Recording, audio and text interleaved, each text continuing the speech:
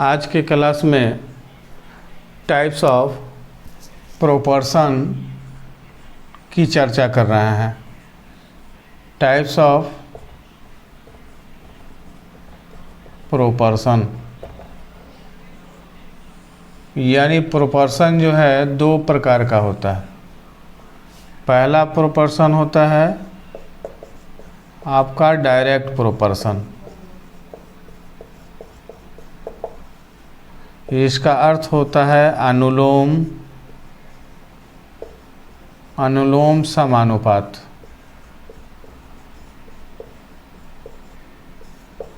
और सेकंड होता है इन्वर्स प्रोपोर्शन। इन्वर्स प्रोपोर्शन विलोम समानुपात। विलोम समानुपात।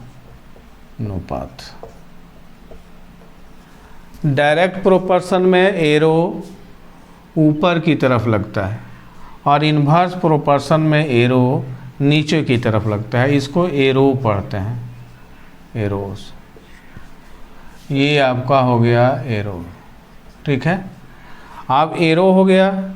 एरो का जो ये सिरा है ये आपका हर हो जाता है, यानी डिनोमिनेटर हो जाता है, डिनोमिनेटर। और ये सिरा जो है आपका अंश में लिखा जाता है, यानी न्यूमिनेटर हो जाता है, ठीक है।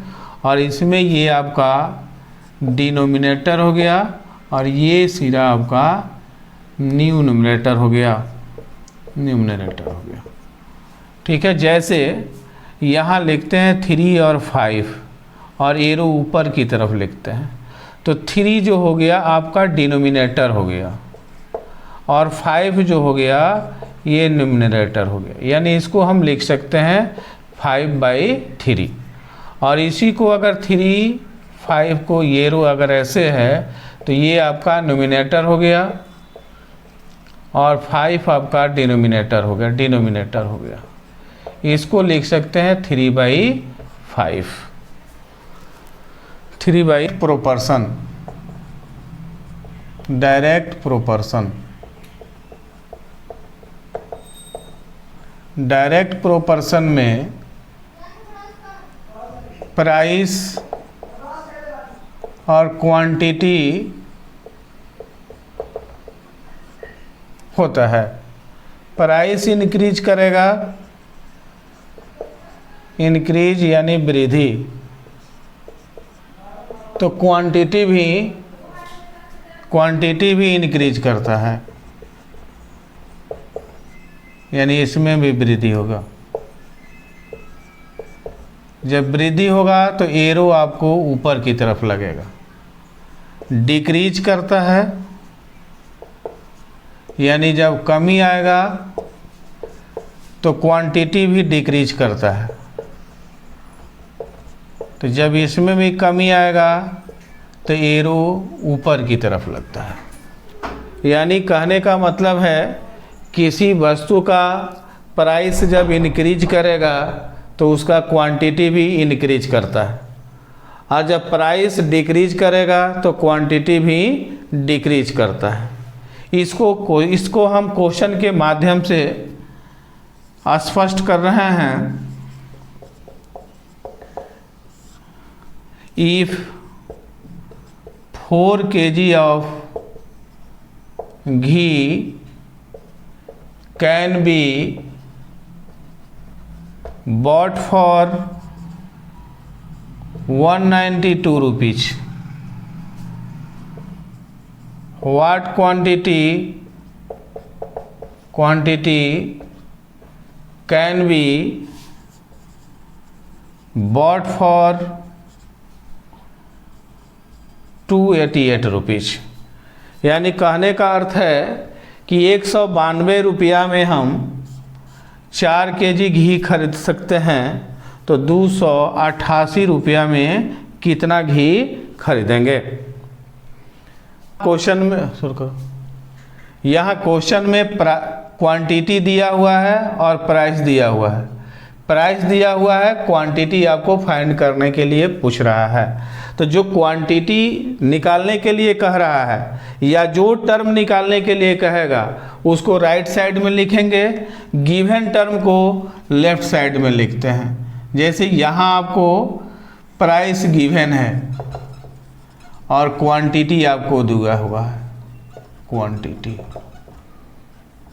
तो यहाँ प्राइस आपका कितना है 192 रुपीज़ है और 4 केजी हम जो है घी खरीद रहे हैं, तो 288 में कितना केजी घी खरीदेंगे। तो ये प्राइस इंक्रीज कर गया, जब प्राइस इंक्रीज कर गया तो क्वांटिटी भी इंक्रीज करेगा, तो ये आपका डायरेक्ट प्रोपोर्शन हो गया। इसमें एरो हम ऊपर की तरफ लगाएंगे, तो इसमें x का जब वैल्यू फाइंड करेंगे तो इसको लिखेंगे 288 बाई 192 हो गया इंटू आपका 4 हो जाएगा। यानी एरो जो जिसको लगा वह आपका डिनोमिनेटर हो गया और जहाँ से एरो चला है वो आपका नोमिनेटर हो जाएगा। तो ये 288 अंश हो गया, 192 हर हो गया और जितना निकालने के कहता है उसे हम मल्टीप्लाई कर देंगे। तो ये 4 से कैंसिल हो गया, 4 आपका 8 और ये 6 टाइम्स कैंसिल हो जाएगा, यानी आपका 6 केजी घी जो है 288 रुपये में आपको। एग्जाम्पल है आपका, example 12 carpenters PNTERS make a chair, 12 carpenters make 18 chairs, make 18 chairs in a certain time, certain chairs will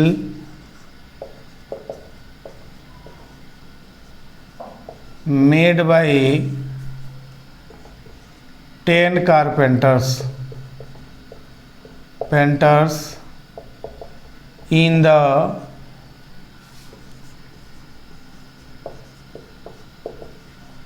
same times। अब यहाँ देखिए 12 कारपेंटर्स यानी 12 बढ़ई जो है 18 कुर्सी को बना रहा है। तब कह रहा है कि 10 कारपेंटर्स यानी 10 बढ़ई कितने चेयर्स बनाएंगे। तो यह हमको फाइंड करना है। चेयर्स तो राइट साइड में लिखेंगे, यहाँ कारपेंटर आपको दिया हुआ है, कारपेंटर्स और चेयर्स यहाँ फाइंड करना है। तो ये 12 कारपेंटर्स है, चेयर आपका 18 हो गया। 10 कारपेंटर ये कितना चेयर बनाएगा, तो 12 कारपेंटर्स है, 18 चेयर बना रहा है। तो ये कारपेंटर की संख्या यहाँ घट गई, तो कारपेंटर काम करने वालों की जब संख्या घटेगी तो जो वस्तु बनाना है वह भी कम ही बनेगा।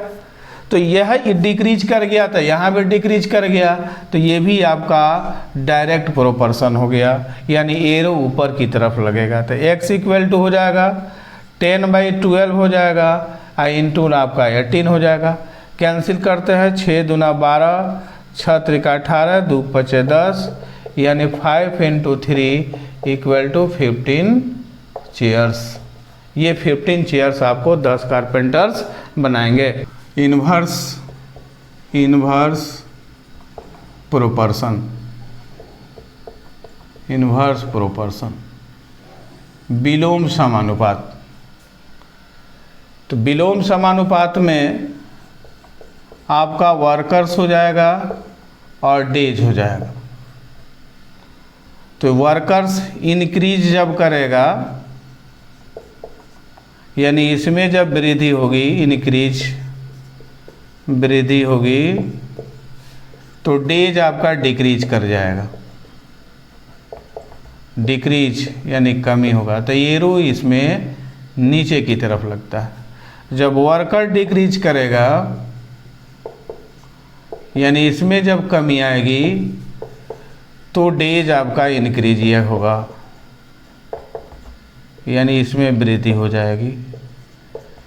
कहने का अर्थ है जब आदमी की संख्या हम बढ़ाएंगे तो कोई भी काम जो है कम दिन में समाप्त होगा, और जब आदमी की संख्या कम करेंगे तो दिन की संख्या हमको बढ़ानी पड़ेगी। तो इसको हम बोलते हैं इन्वर्स प्रोपोर्शन, यानी इंक्रीज का अपोजिट वर्ड्स आपका डिक्रीज हो गया और डिक्रीज का इंक्रीज हो गया, तो इस कंडीशन में आप इसको बोलते हैं हम इन्वर्स प्रोपोर्शन। इन्वर्स प्रोपोर्शन हो गया। अब इसको हम एक एग्जाम्पल के माध्यम से समझाने की कोशिश कर रहे हैं। एग्जाम्पल है आपका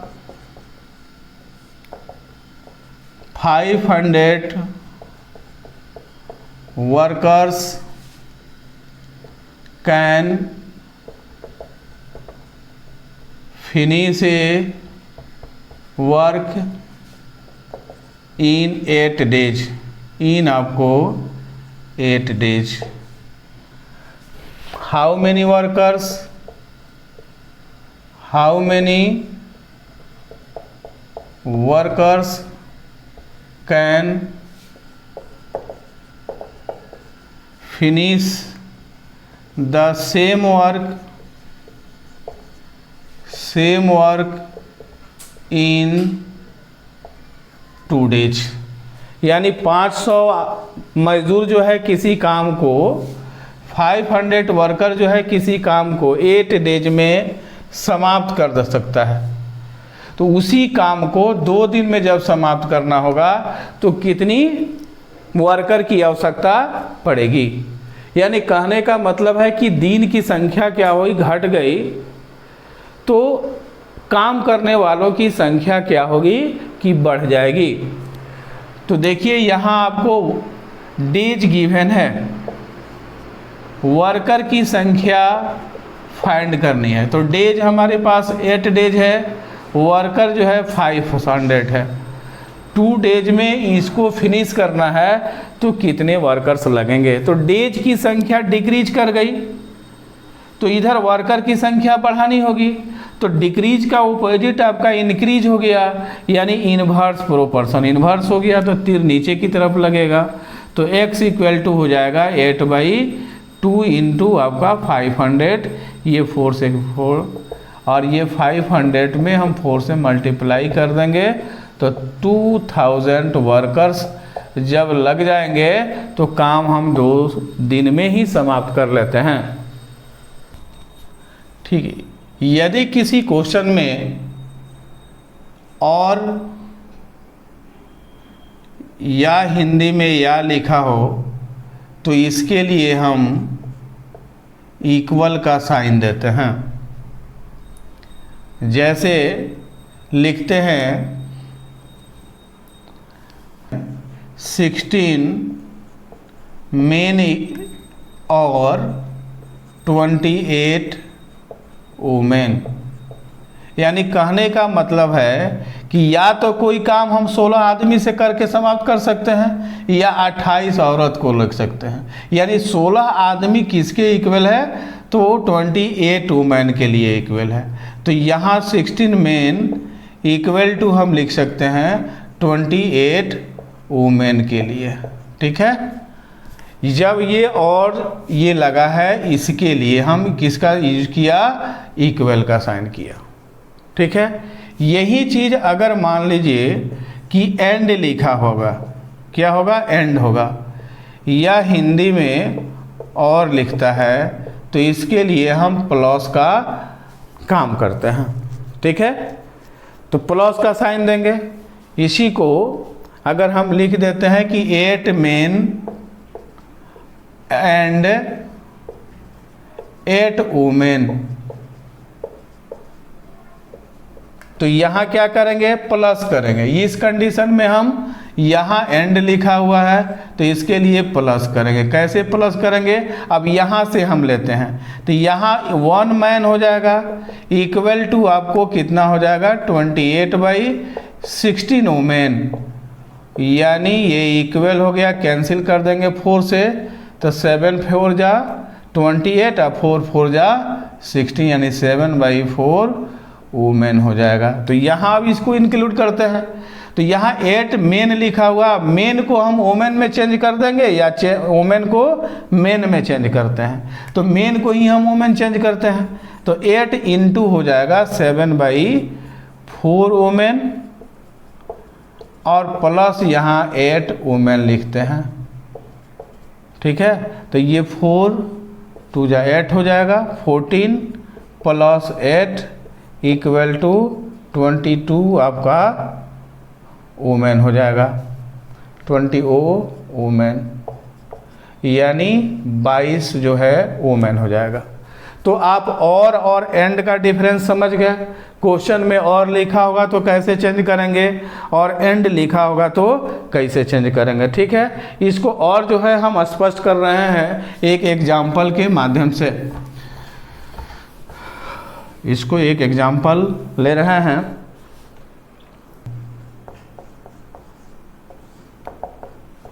सिक्सटीन मेन और 28 women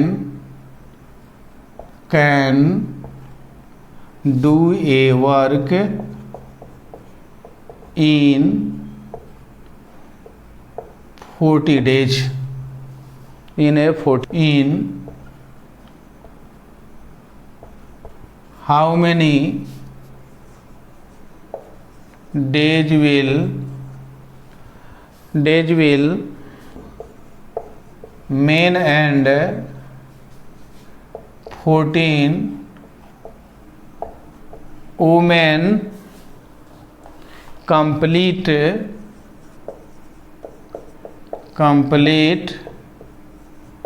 the same work। Question कह रहा है, यहाँ आप देखिए कि और का भी यूज आ गया और एंड का यूज आ गया। तो क्वेश्चन हम सोल्व करेंगे तो 16 मेन, अब बताएं कि और लिखा होगा तो इसको इक्वल का साइन दे देंगे, 28 वुमेन हो जाएगा।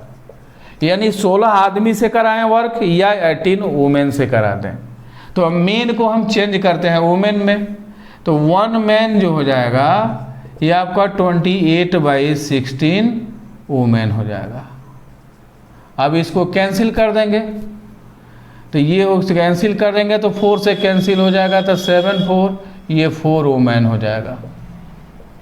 चलिए, अब यहाँ एंड लगाया हुआ है, अब यहाँ हम लिखेंगे 24 मेन और एंड के बदले बताया है कि प्लस का साइन देंगे, 40 वुमेन हो जाएगा। अब 24 मेन है, मेन को मेन प्लस 14 वुमेन है, तो 24 इंटू हो जाएगा 7/4 वुमेन प्लस हो जाएगा 14 वुमेन।